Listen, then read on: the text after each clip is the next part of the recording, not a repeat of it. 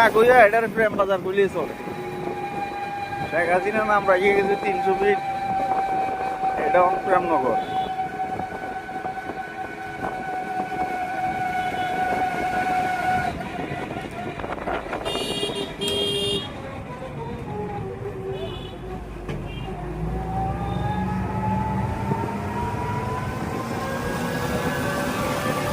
আমরা কি অনেক মোট পরে দিয়ে যাইতেছি মনে হয়। হ্যাঁ না